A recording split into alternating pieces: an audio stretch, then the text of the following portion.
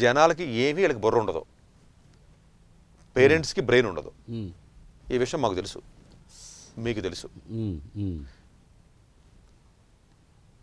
ఎంతమంది సెలెక్ట్ అవుతున్నారు, ఎంతమంది ఎక్కడ కోచింగ్ తీసుకుంటున్నారు, ఎంతమంది ఏ కోచింగ్ సెంటర్స్ వచ్చారు, ఏది చేసినా వాళ్ళకి అర్థం అవ్వదు.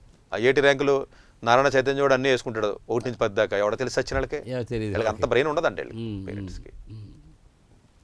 ప్రతి సంవత్సరం చెప్పినట్టుగానే ఈ సంవత్సరం కూడా ఏదైతే మీకు డిగ్రీతో పాటు సివిల్ సర్వీస్ అని చెప్పి అన్నారో, ఈ సంవత్సరం కూడా 3 years అయిపోయిన తర్వాత ఫ్రెష్గా సెలెక్ట్ అయిన స్టూడెంట్ ఒక్క స్టూడెంట్ కూడా లేడు.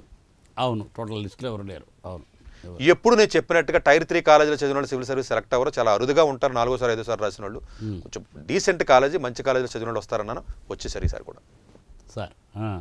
అలాగే పట్టుమని 2 రోజులు మొబైల్ లేకుండా చేతిలో లేకుండా లేని పనికి మాలిన స్టూడెంట్ పేరెంట్ కూడా సివిల్ సర్వీస్ అవుతానంటాడు. 11వ ర్యాంక్ వచ్చిన అమ్మాయి ఉంది చక్కగా. అవును, ఆ అమ్మాయి మొబైల్ నాకు తెలియదు, చూడలేదని చెప్పింది. అవును సార్, అవును. అంటే ఎంత సిన్సియరిటీ ఉండాలంటే చదవడానికి, అంటే ఎంత కష్టం వెనకాల ఉంటుంది. ఆల్ ఇండియా 11వ ర్యాంక్ అంటే నేనేమంటానంటేనంటే ర్యాంక్ వచ్చినోడితో పాటుగా ట్రై చేసి ర్యాంక్ రాని వాళ్ళు 990 మంది ఉన్నారు, వాళ్ళని కూడా పట్టించుకోండి. అది కూడా ఇంపార్టెంటే కదా. ఒకటి మ్యాక్సిమం చాలా మంచి కాలేజీ నుంచి వచ్చారండి. ఇన్స్టిట్యూట్ వాళ్ళు ఏదైతే మీకు ర్యాంకులు వేసుకుంటున్నారో, పేర్లు చెప్తే బాగోదు కాబట్టి సివిల్ సర్వీస్ ర్యాంకులు కూడా కొనుక్కున్నారు ఈసారి. పేరు వేసుకోవడానికి ఒక్కడికి 10 లక్షలు ఇచ్చి, అంటే ఒకటే 10 ఇన్స్టిట్యూట్లకు అమ్మాడు.